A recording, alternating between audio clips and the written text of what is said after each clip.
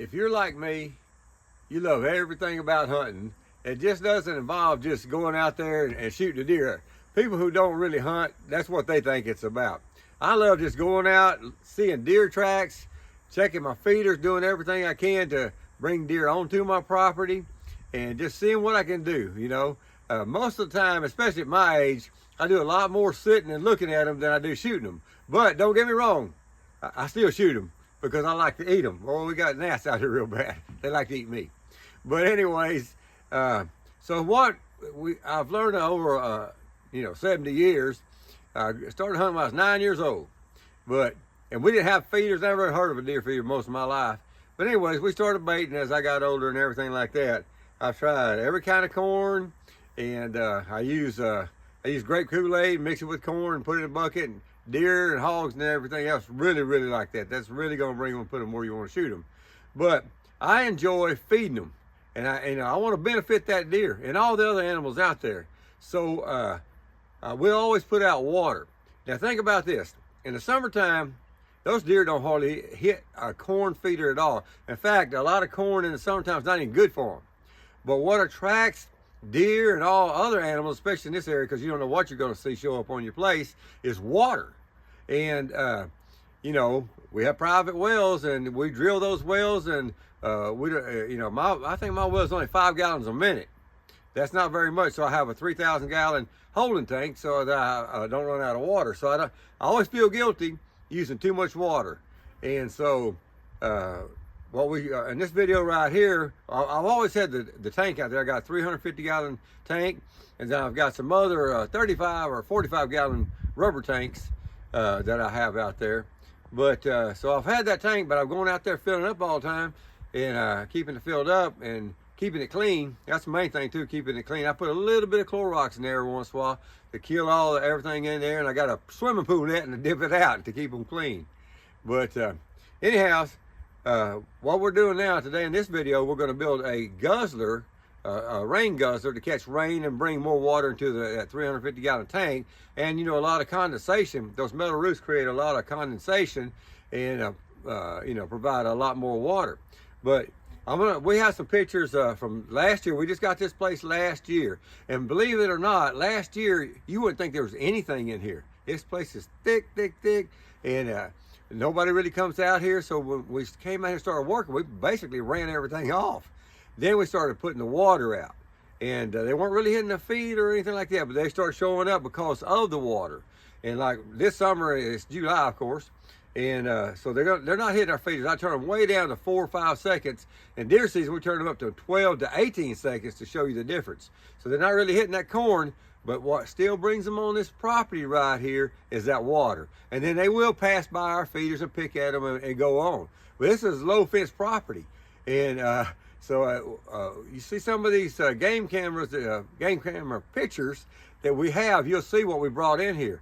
And at first you wouldn't think there's, as pretty as it is, you still wouldn't think there's that many animals, but there are. I mean, good Lord of mercy, this year's even more than last year, and it's because we provide water.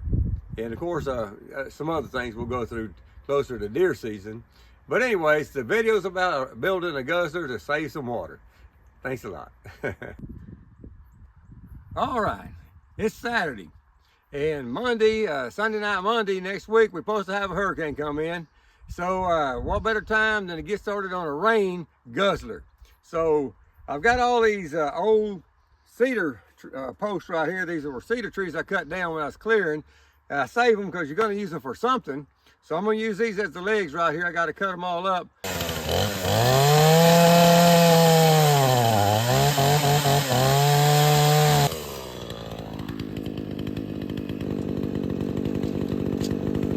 That's pretty lucky. I got it right.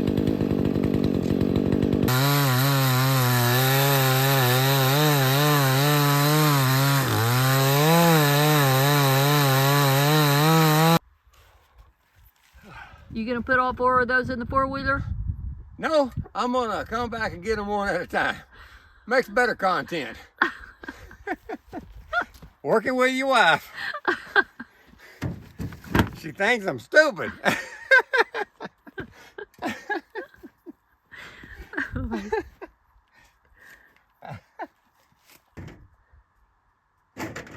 Well, I got 3 of these corrugated metals right here. I bought them. They're 8 foot long, pre-cut. I bought them at Home Depot. They're 31 gauge, which is a light gauge, and they're going to get beat up with hail and everything like that, but I don't care. It's a water guzzler. And then I got about 7 or 8 2x4s, and there I got the rough, cheapest ones. They're about $3.15 each. So these are $18 a piece, and there's 3 of them. And I got, let's say, 8 2x4s, and they're about $3.15 each. And I got the cedar post I cut up because the cedar I cut down out here, and I've already had some screws because I'm always building something. So we're going to try to put it together and see what it looks like.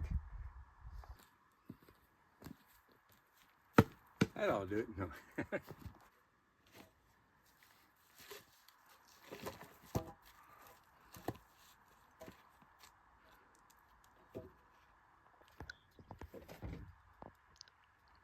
How do you keep those panels strapped on to keep them from flying away? You mean the panels we're going to put on for the guzzler? Yeah. I'm going to screw them down. That's another great question, though. I tell you, this proves right here that a married couple been married for quite a while can communicate without talking. You know, since this is a water guzzler out on my place out here to water deer with, it's not going to be completely perfect. And to be honest with you, even if I tried to make it completely perfect, it's not going to be.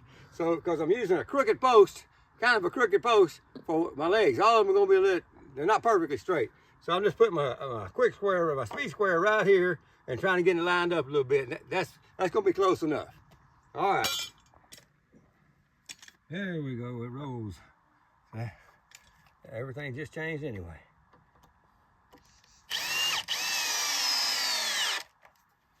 That's pretty close.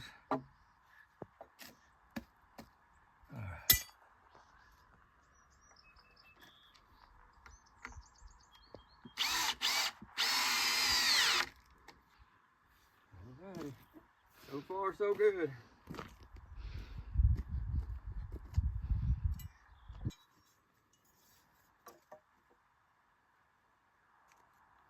I must be living right.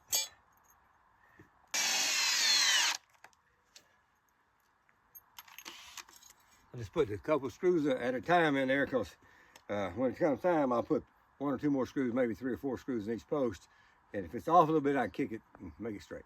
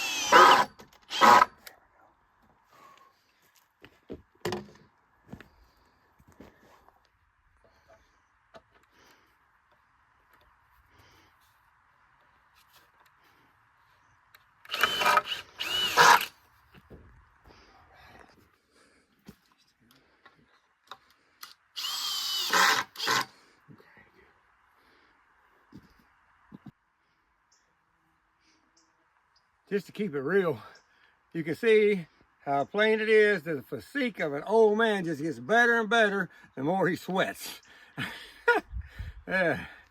Well, when's our anniversary?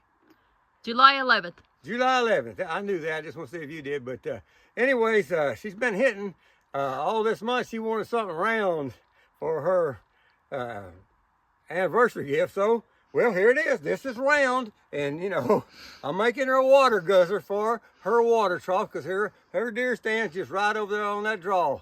But anyways, happy anniversary, babe. Thank you.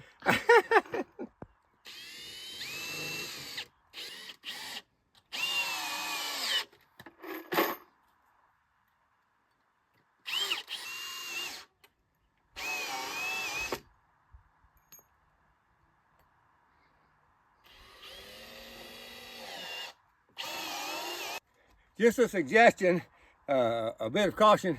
Make sure you don't put your finger on this side of the board when you're drilling this, on this side of the board, because this drilled it right into my finger. Keeping it real. There we go. Hang on a minute.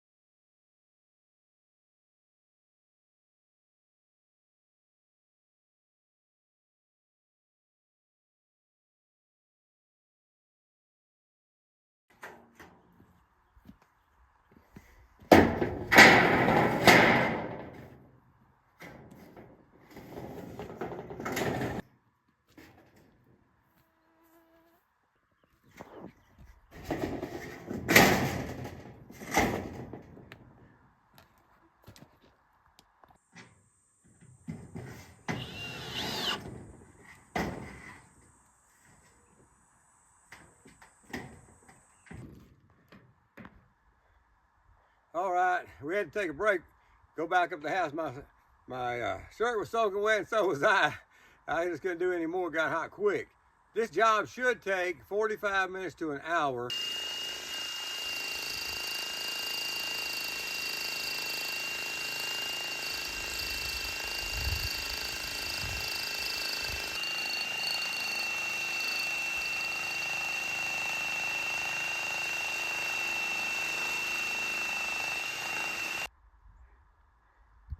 Well, it seems as though I've worn out this bit, because I have put in those 5/8 rebar on the feed pins. I have tied down my son-in-law's deer blind with this, but it won't do anything right now.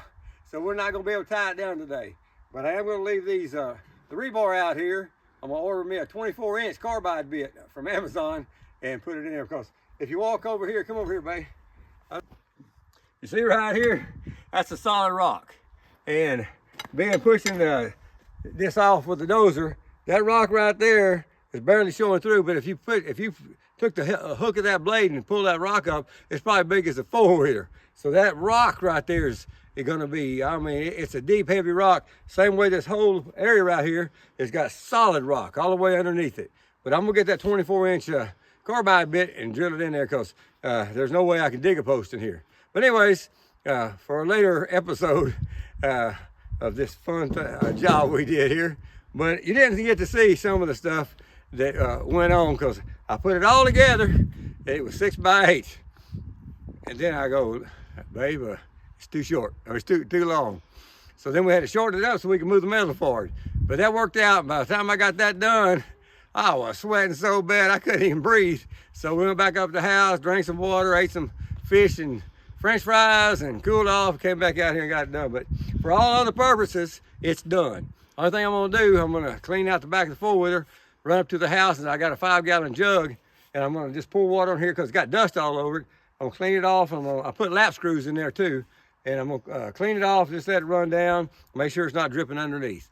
But otherwise, it turned out really good, I think, and coming back down towards it, when you're coming this way, it looks like water anyway. It's only 6x8 right here, 48 square feet. So it should really help out with me always having to run out here, because I have a tank that holds 35 gallons. And so that's at one time I fill that up out of my well up here, that's 35 gallons. So it's twice 70 gallons. So that's a lot of water to pull out of your tank out in this dry country in one day. But anyways, we'll see what happens. Thanks a lot.